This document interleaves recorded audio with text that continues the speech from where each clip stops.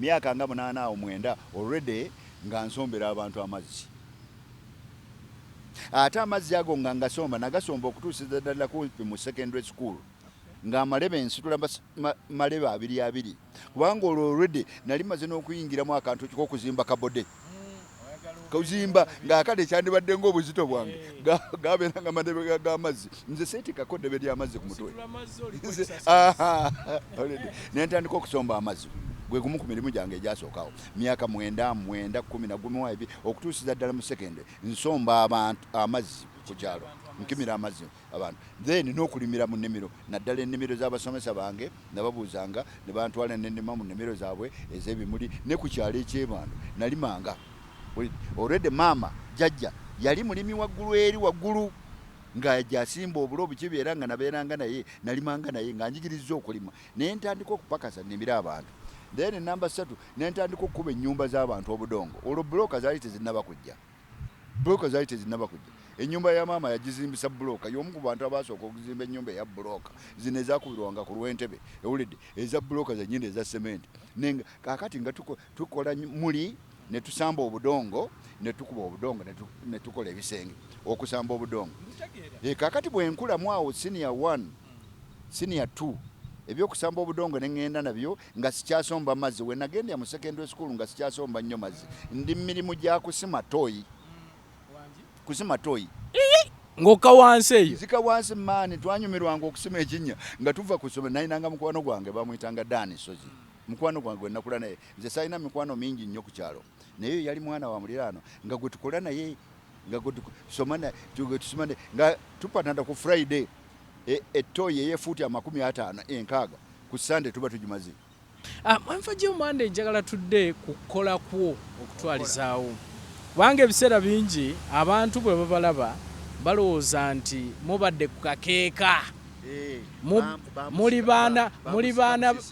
baana b'abaloodi y'ensonga lwaki mulabika bwe mutyo okukola kukwo kutambula kutya kubanga kuba gwe nawulirako nti wakuba ne ku bulooka ebintu obudongo ebintu bingi mbiwulidde nga babikwogerako emirimu gyo gitambudde gitya emirimu gyange kaakati nkugambye nti nategeera mangu nnyo mu bulamu wange kye nali njagala okubeera era bwe tulifuna obudde tulikwongerako nategeera mangu nnyo mu bulamu bwange bwe ŋŋamba nti nategeera mangu nnyo by P3 nali mmaze already okutegeera ki kye njagala okubeera by P3 for example already mmaze okusalawo already nti nteekwa okuba nga buli wembeera nina okubeera waggulu si wansi nina okuba nga ndi mubasinga ekyo nekinyingira mu bwongo P3 already abaana bwe natuukira mu P3 nga nze mbasinga mu luzungu kubanga saawa eno omwana wa P3 tamanyi na nze mu P3 sebo already nalode abaana mu P2 nga nze mbasinga mu luzungu olw'ensonga later on tulikiraba nti abazungu maama be yakoleranga nagendanga maama nga ntwalayo nenjiga oluzungu lw'abazungu kaakati omwana owa mukyalo n'ogenda oluzungu nendwiga so nze nava wansi nga kyenjagala okubeera lumu ŋŋenda kutangaaliza nze bwe natuukira okumalako P6 nga mmaze okugamba nti njagala kubeera ng'abayindi ab'ekamwokya gye twagendanga okugenda okukwata enseenene ku mayumba gaabwe kakamwokya seeri eri wansi mu kivulu wazira eno waggulu abazungu babeeranga eno nakasero kololo kaakati eri ng'eno tetujjaayo saakwatiyako nze enseenene waggulu kololo nazikwatiranga Kira Road awo naye ng'okukwata ku kisenge ky'ennyumba y'omuyindi owulyanga akutte ku nnyumba ya Katonda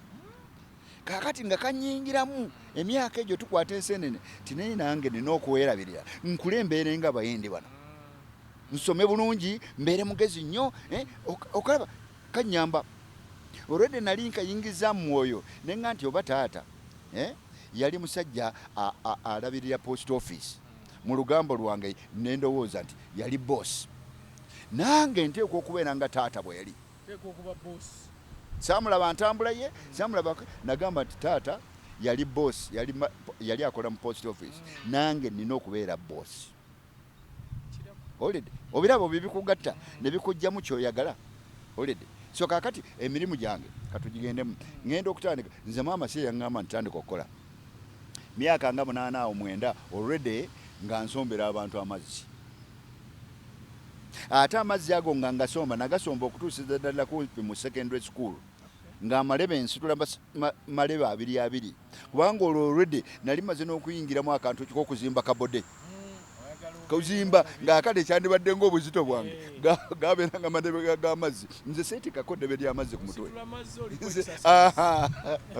nentandika okusomba amazzi gwe gumu ku mirimu gyange egyasookawo myaka 9 10 okutuusiza ddala mu secondary nsomba abantu amazzi ku kyalo nkimira amazzi abantu then n'okulimira mu nnimiro naddala ennimiro z'abasomesa bange nababuuzanga ne bantwala n'ennima mu nnimiro zaabwe ez'ebimuli ne ku kyalo eky'ebando nalimanga already maama jjajja yali mulimi waggulu eri waggulu nga jasimba obulo bukibeera nga nabeeranga naye nalimanga naye nga njigiriza okulima naye ntandika okupakasa nnimira abantu then namba 3 nentandika okukuba ennyumba z'abantu obudongo olwo buloka zaali tezinnaba kujja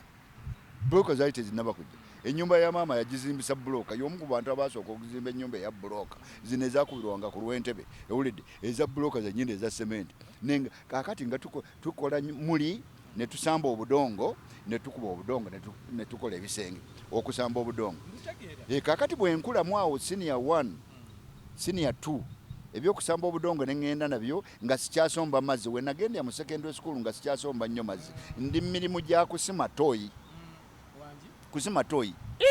ng'okka wansi eyo zika wansi maani twanyumirwanga okusima ekinnya nga tuva kusoma nayinanga mukwano gwange bamuyitanga Dani Sozi mukwano gwange gwe nakula naye nze sayina mikwano mingi nnyo ku kyalo naye yali mwana wa muliraano nga gwe tukola naye nga gwe tusoma nga tupatanda ku Friday etoyi eyefuuti 50 enkaaga ku Sunday tuba tugimaze twanyumirwanga okuyikuula ettaka eryo okuliiwa eno waggulu nga tweyita kayiikuuzi nga tunyumirwa tekyalinga nga abonaabona ne tusima toyi olidde nenfuna sente so gy'emirimu egyo nze gye nasinga okukola pozi wakati awo wali obuto natambuzaako esumbuusa wali omukyalo omunubbi gwe nakoleranga awo ekawempa ng'azitunda ku factory y'emmwanyi waggulu wali obuluusi ninzitwalanga ne ku kizimbe emulago okutunda sumbuusa olidde egyo gy'emirimu nze gye nasookerako ne ginzisaamu obukozi bwe mulaba kaakati obuli mu Fajr Monday nabutandikira nga njiga emirimu egyo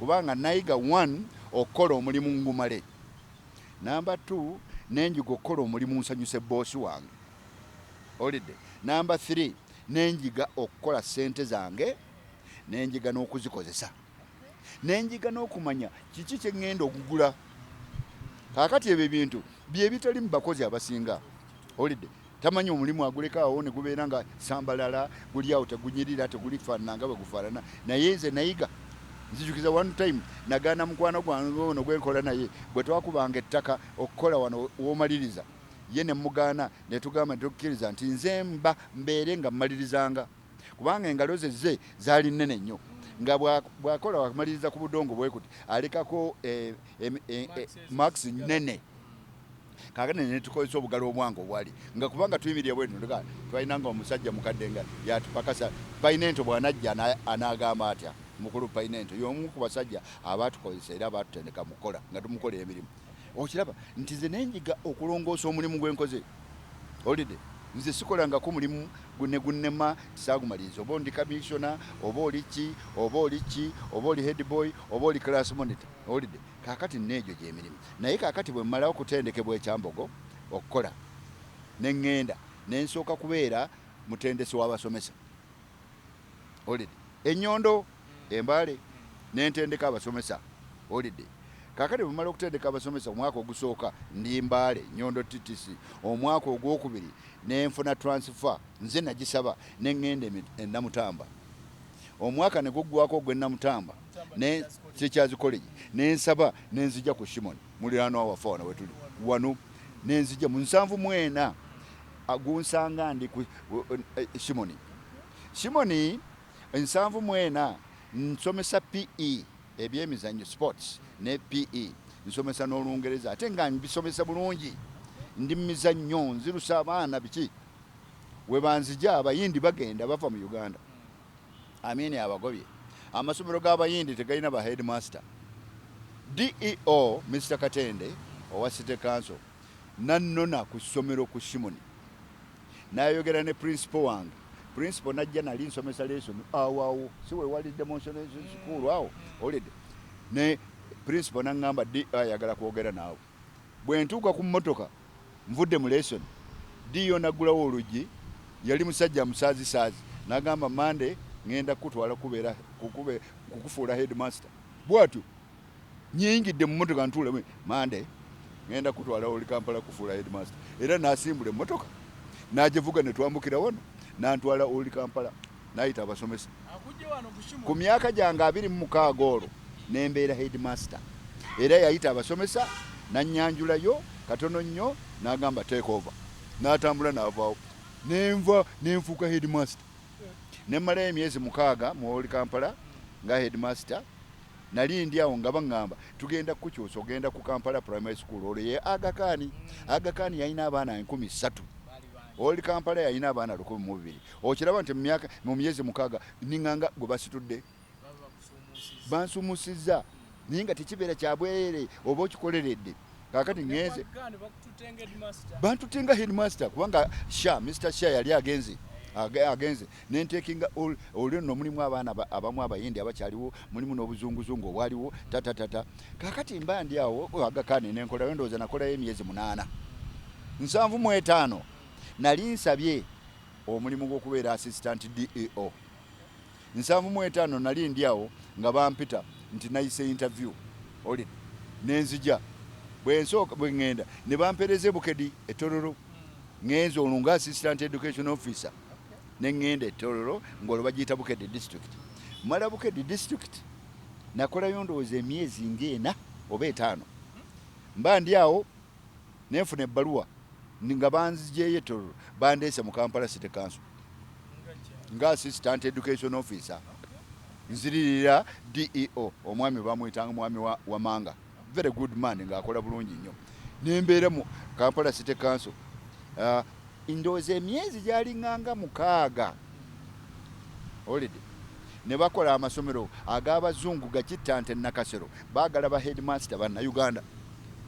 Nensaba era DEO wange nangamba apply nga mpita interview 76 nga bampereza Kittante nga nfuuka headmaster Kittante primary school. Teba demotion yate obadde assistant DEO ate kati ozze kubwa headmaster. Assistant DEO twakola tulina kye twakola kinene naye ng'okubeera headmaster of a grade 1 was much higher. Ate ng'era ofuna chance gw'okwetandikirawo ebintu byo. Okwetandikirawo ebintu byo somero jukira libadde ly'abazungu nengenda 76 nembeera headmaster wa Kittante primary school okutuuka 79. Wenva ku ssomero eryo Sava ng'abamu bwe balowooza nga kuba yitibwa Kittante yali Sava. Nenvaamu ng'ate tewali aŋŋambye nti vaawo genda weeyongereko. Era nzijukira headmaster mukwano gwange omu yaŋŋamba naye Mande now you are foolish, how do you leave such a school? Ye ng'alowooza nti okubeera mu ssomero ng'eryo obeera mu kulyamu ssente. Nze nali mu kukola mulimu era waliwo ebintu bwe tufuna chance tubyogera bye natandikira Kittante bikyakola kaakati mu masomero. Kaakati nenvaawo mu 79 nengenda Makerere nensoma district degree. Bwe mmala okufuna degree mu 81 nze kennyini nensalawo tikansonke ninde sijja kuddayo mu masomero kuba nandibadde nvaayo butereevu banziriza essomero lyange oba bampositinga nga headmaster. Nengamba kannoonyeeko omulimu omulala. Nenkolako brief awo nensomesaako Kampala High School nensomesa emyezi 6. Then we naviirawo nenzija nenkola interview eya bank ku Libyan Bank nenfuuka banking assistant and assistant personnel officer. Nenkola mu Libyan Bank okumala akaseera.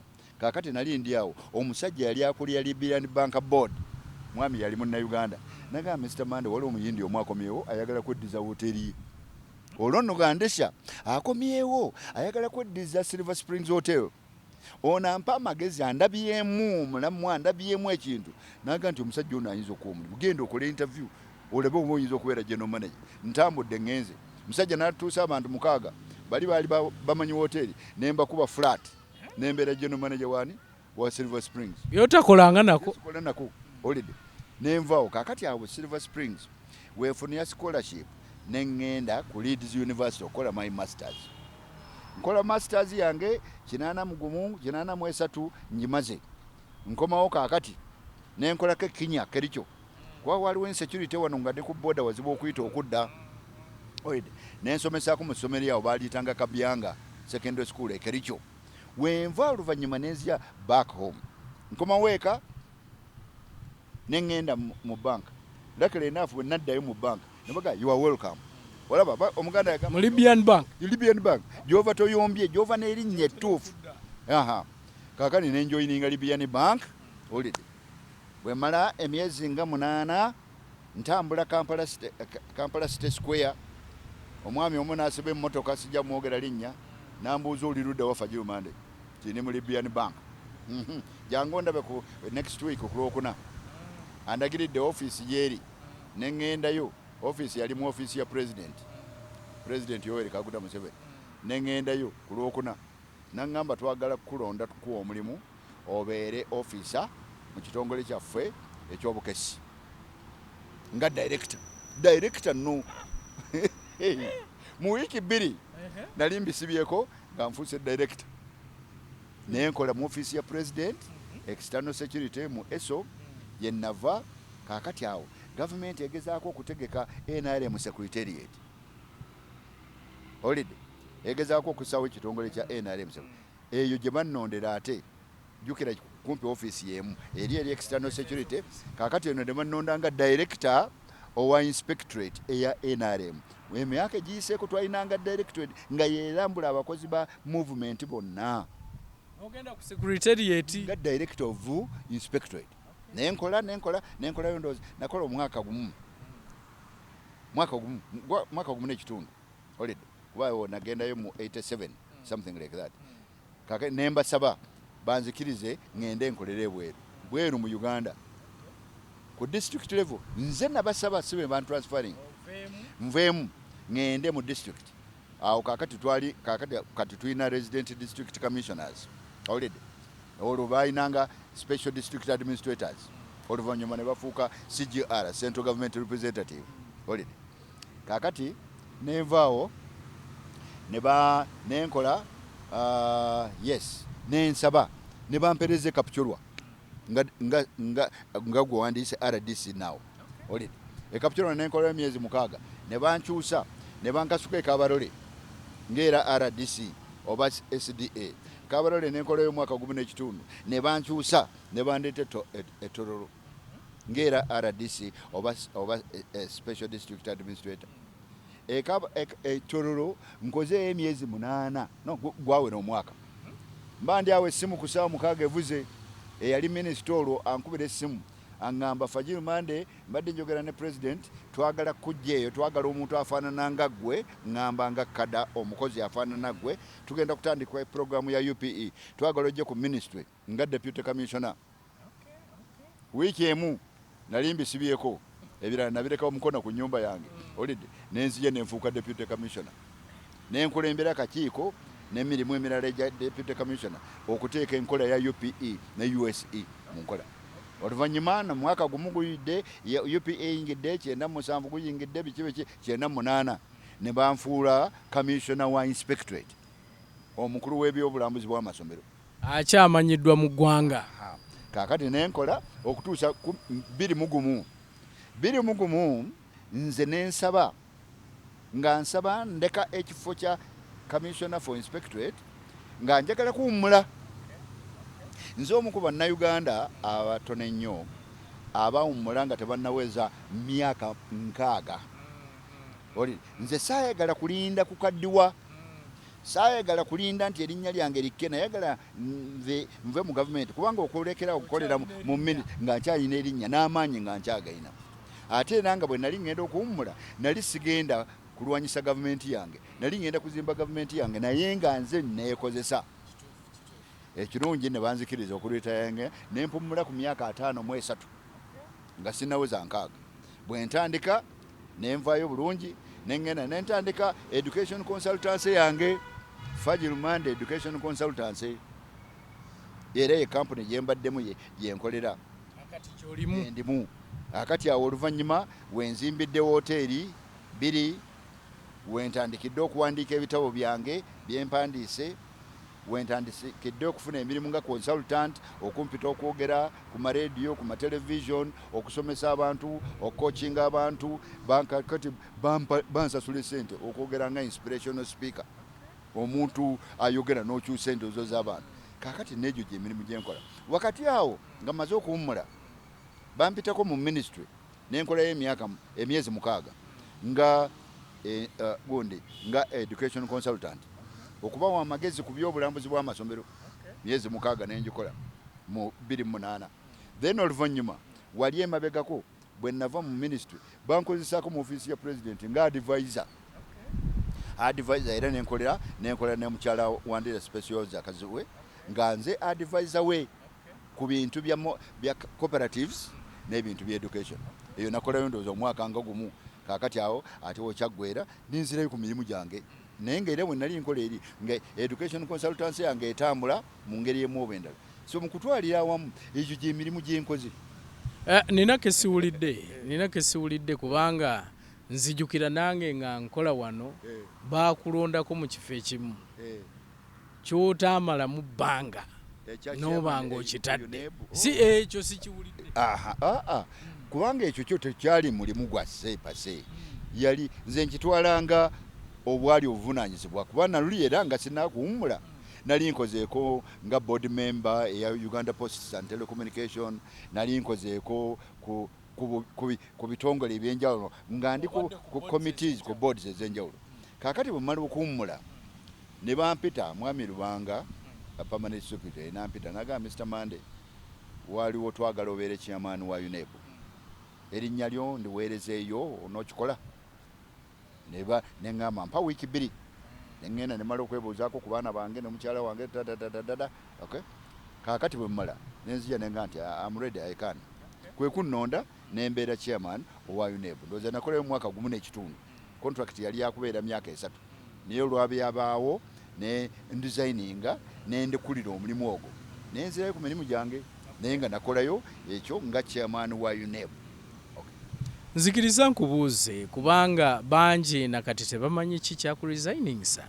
Abamu balowooza nti mbu wali toyagala kukola ne yali secretary mu kiseera ekyo, mbu wagamba yali mukadde nnyo nga gw'olaba tojja kusobola kukola naye, speed gy'oliko nga tajja kusobola kugikwasaganya.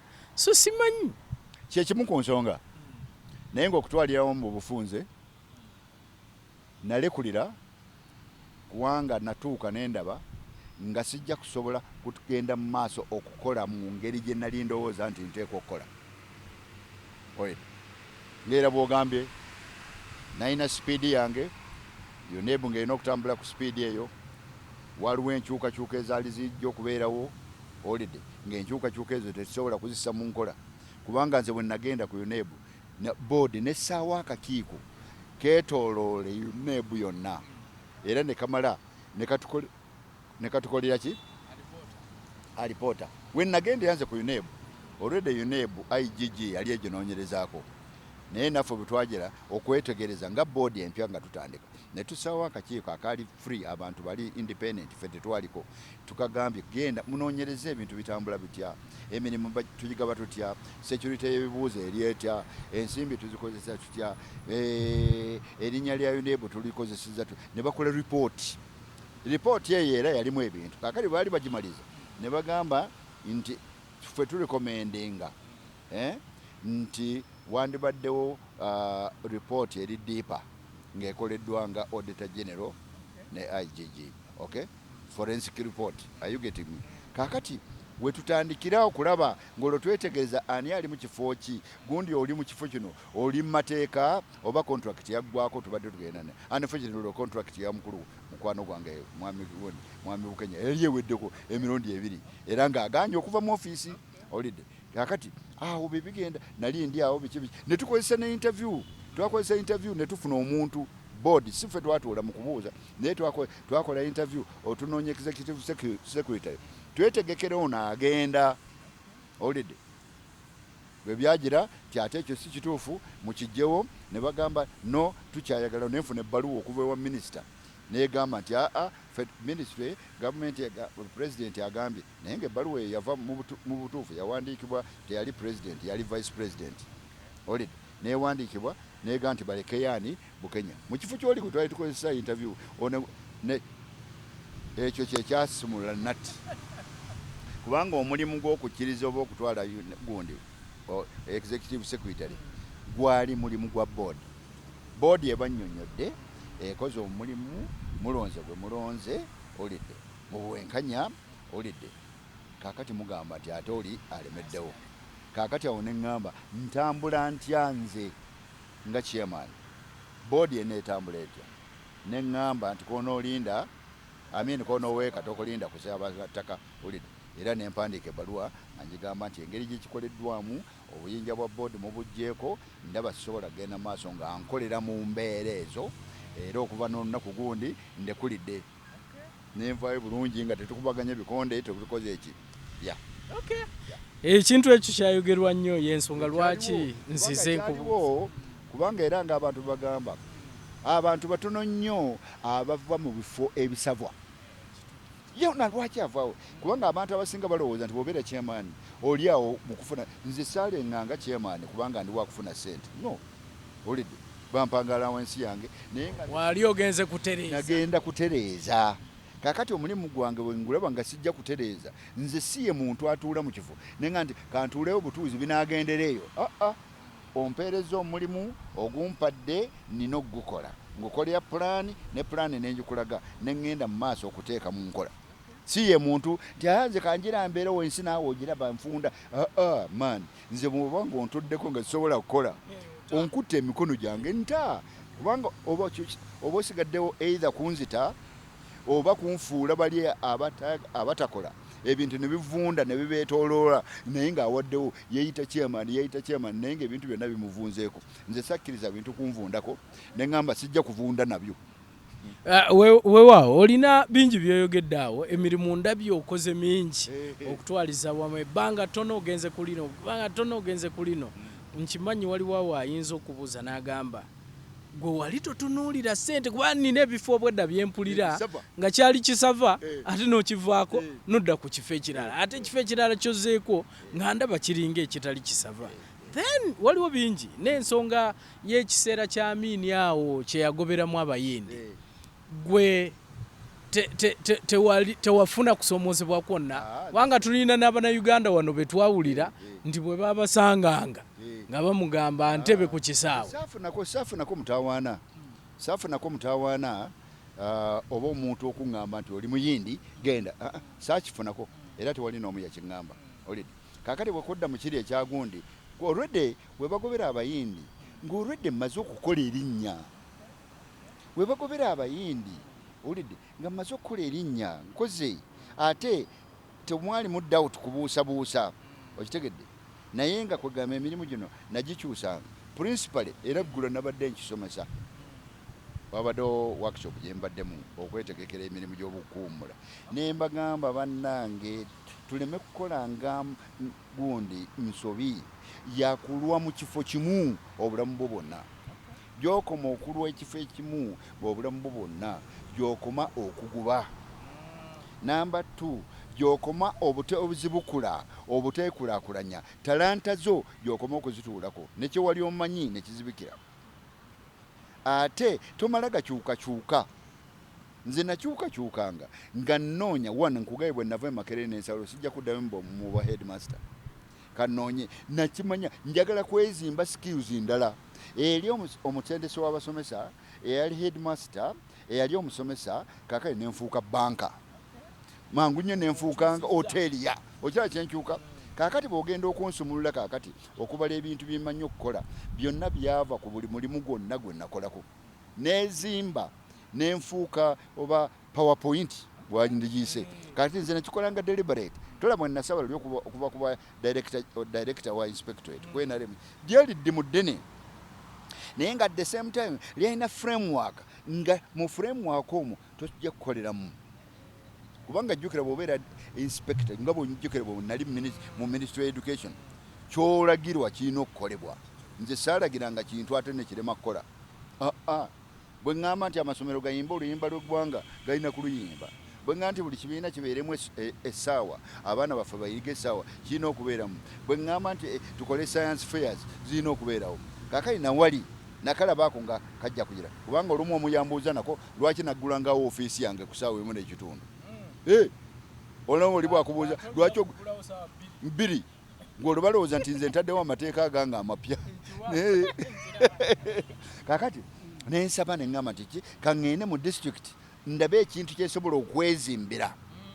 Era nzijukira bwe nagenda Kapchorwa nga bampeerezaayo mu 9 nalinnya bwe nti kasozi waggulu awali ennyumba mwe nali ngenda okusula nentunuulira, omanyi Kapchorwa y'emu ku disitulikiti ezisinga obulungi mu ggwanga muno. Nentunuulira ensozi ezo, nentunuulira vale ziri mu mwoyo gwange ne ŋŋamba Mande ngenda kukyusa disitulikiti eno mu myezi 6. Nenkitandikako, era we twamalira emyezi 6 nga nze ntendese buli muntu Kapchorwa okutuusiza ddala ku bantu bonna ab'emyaka 12. Mbatendese mu by'omuyonjo, mbatendese mu kwambala engatto, mbatendese okuzimba toyireti, mbatendese okwekuuma. Abakalamojja baali babalumba nnyo okwerwanako, olidde, n'abaali bavudde mu bifo gye baali bavudde olw'abakalamojja nga bazze nayo, olidde. So nze nayagalanga omulimu gye nja okukolera. Namba 2, nzikiriza nnyo mu bulamu, nakiyigira ku college nga nsoma obusomesa. Twalina omusajja mu America bamuyitanga Ashby, ng'agenda n'agamba every time bw'olira tusomesanga n'agamba monotony kills, variety is life. Nti gy'okoma okuddiŋŋana ekintu kikutta, so nga bw'okola okukyusaamu nga tokyusiza kumala gakyusa kikuwa obulamu obupya. I am a person who believes in variety. Era kyovola nti kakale n'emirimu gyokola nga consultant siri ku mulimu gumu gwokka. Ndi mu public speaking, ndi ku radio, ndi ku television, ndi mu masomero nsomesa basomesa, ndi wano ntendeka basomesa, eggulo nabadde ntendeka ba KCCA kwetegekera ku retirement. Ayugeti kwega ndi variety. Kubanga obulamu bwe oli mu life. Oli mu bulamu bwereere. Okay. Olina ekintu ekikulu kyoyogeddeko kyekigambo kya UPE ne USE. Ebimu ku ebyo bye mwaleeta. Bannayuganda bangi boogedde nnyo ku nsonga za UPE ne USE. Gwe oli mumativu n'enkola ya UPE kubanga tulabye abantu bangi abaana baabwe tebaagala na basomeseza mu UPE. Wawulira bagiyita nako bonna bakone.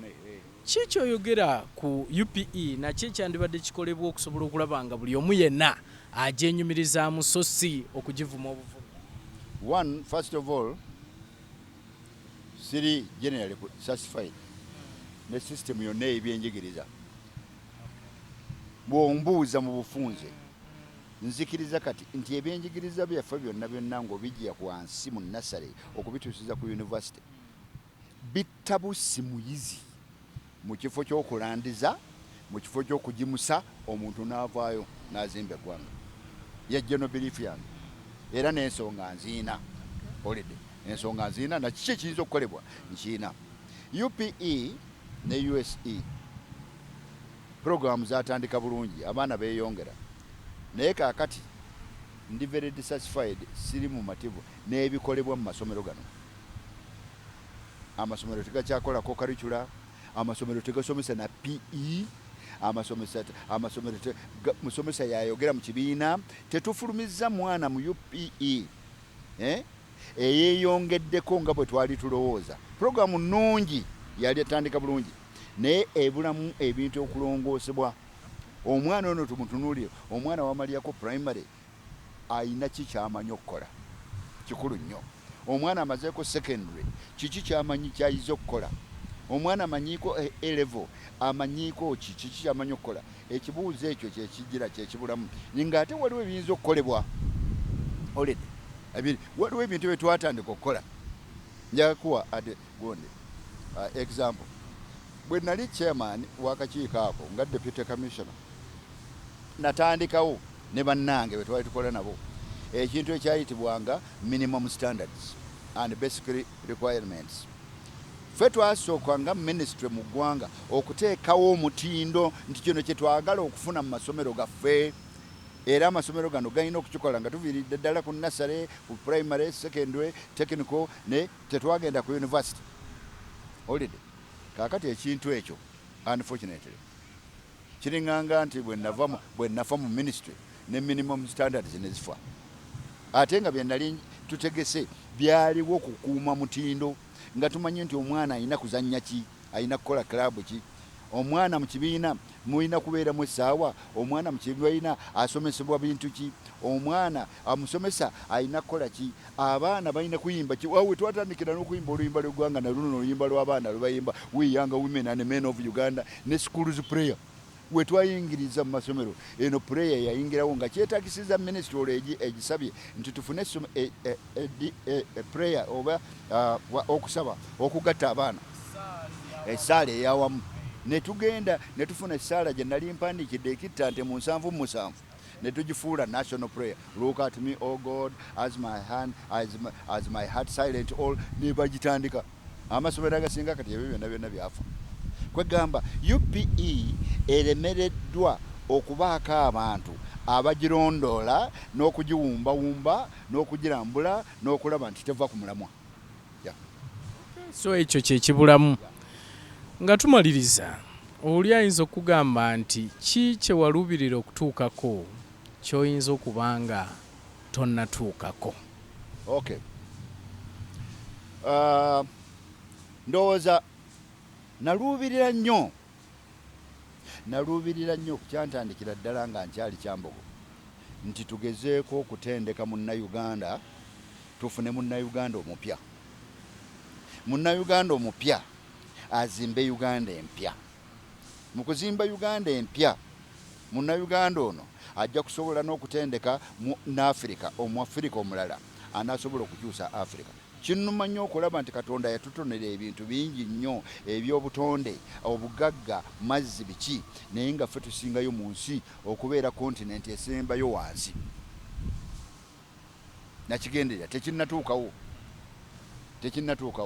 Era nkiraba kigenda tekyeyongera kwonoona. Era bw'ombuuza kaakati nti empisa z'abantu zeeyongedde okulongooka, ngamba nti empisa z'abantu zeeyongedde okuvunda, okusiiwuuka. Nti abaana betuzadde abafulumye mu mayunivasite abamadigiri beeyongedde bavuddemu ekyomugaso. Ne ngamba no, actually bafuuse ekyonziira ekirala, bafuuse ekizibu, kubanga tetubatendese kubakwasa bye basobola kukola n'okumanya engeri gye babikola. N'ogamba tufunye abakulembeze ab'ebyobufuzi abapya, tetubafunye. Tweyongedde okuba nti tuli ku bulimbalimba biki. Corruption yeeyongedde okukendeera, yeeyongedde okusinga bwe yali ku biseera bya Amin. Kaakati kiba kitegeeza nti kye nagenderera nze eky'okutendeka munnayuganda omupya kizunze, olidde, naye nga tukyalina okukyongerako.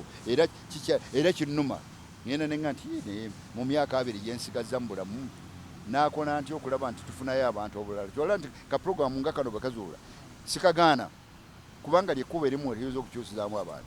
Okay, pozi n'ekirala emyaka gigira emyaka nga 10 egiyiseewo mbadde ngenderera nnyo okulaba nti bazzukulu bange nnyongera okubagatta, kubanga abaana bange beeyawudde nnyo. Sikweyawula nti kibi, omulala ali wa Australia, omulala ali Russia, waliwo kaakati group endala omu ali South Africa nandibadde famire eri eno, naye abaana be bali mu Canada ne US, waliwo omulala ali Kenya. Okitegedde kaakati si kizibu nnyo, naye nalina ekirowooza nti abaana bange beeyawudde nnyo mu nsi, abalala nga bwe bali eyo, nga njagala nnyo okwongera okubagatta abaana bange, abazzukulu bange beemanye, kubanga bwe batemanye, olidde, kale ekyo nkibaddeko era nkyakikolako. Kaakati ekirungi nti bafunye balina ne social media we ba meetinga buli mwezi. Abo abaana bange bonna nina abaana 6 boogeraganya ne basharinga. 2 bali wano mu ggwanga, omu ali wano alina byakola, ali engineer, omulala ali Ntebe mu virus research. Naye kaakati n'abazzukulu nabo basinkana ne boogerana, naye nga tekinnaggwayo. Kaakati bw'otwali awamu mu bufunze, nze bwe ndabonga obuntu obwendaba obutannaba kugwerayo, naye nga kano ntandise okukafuna. Naye eriki ekyokuzimba munnayuganda omupya, Africa empya, kikyandye no mu lubuto tekirina kujja wano. oli ayinza okubuuza nti kiki olifa teweerabidde? Kyendifa seerabidde, okay, kyendifa seerabidde kyekya 79 looting gye nalaba nga ndi Makerere, n'olaba omuntu abadde muliraanwawo musajja alina degree nga yeetezze fridge gya bbiya awantu, n'olaba akutte ekintu kyamaze okumenya edduuka, ekyo sigenda kukyerabira. Kwegamba omuntu mulamu bw'obanga tomulabiridde bulungi asobola okufuuka ekintu ekyekisiraani ennyo. Kyovola nti buli lwe ndaba akantu nga kana ak'okwokya enguudo, kukola ebyokwokya nguudo, ngenda ne nzijukira kiri ne ngati okalaba bwe buti bwe butandika. Era bwe tuma tukyegendereza abantu bayinza okutandika okuyuzaŋŋana, oli najja n'akuguba ne mu nnyumba ye, oli najja n'akunyagako ebintu byo, oli najja n'akutema ejjambiya. Kiri ekya looting 79 sigenda kukyerabira. Bannayuganda abo batulaba, njagala kusaba obandekereyo akagambo tubasibule. Bannange mwebale nnyo okutulaba. Ebintu bino tubirowoozeeko seriously, ate kyemmanyi mubadde mutudde nga mutere mwongere okubyogerako. Tusobola okukyusa, nze kennyini nsobola okwekyusa ne neeyongerako, naawe osobola okwekyusa ne weeyongerako. Ne Uganda tusobola okugikyusa, ate Uganda tojja kugikyusa okujja ng'okyusizza amaka ago n'abaana bo ne balowooza mu direction yo. Tukwate ekifaananyi kya Uganda kyekubye vision ya Uganda, tulabe okuzimba eggwanga lyaffe. Eggwanga lyaffe bwe libanga teritebenkedde, tosobola kubeera na mirembe mu maka ago, tojja kubeera na mirembe ku mulimu gw'okola. N'olwekyo ffenna tugende mu maaso nga tweyigiriza ebintu ebipya, nga tukola ebintu ebituufu, tuzimbe eggwanga lyaffe ne Mukama nga bw'atulinda. Tweyanze Gatrabo mulungi ndowooza omuwulidde. Oyo ye mwami Fajil Mande gwe twogedde naye olunaku olwaleero. Kinkola bulungi okumanya abakulu bano abasuumuuse ne twongera okubamanya. Abamu tebalese bitabo. Kikola bulungi nti ye ebitabo abiwandiise, emizannyo agiwandiise, osobola okumulabirako n'omusoma nga naye bangi weebali bagenze nga tetulina kye tubamanyiiko okutwaliza wamu. Ng'ate balina bingi ebisobola okutuusa mu maaso eyo eggwanga lyattu. Weewaawo kambageeza olunaku olulungi, mubeere bulungi, mweraba.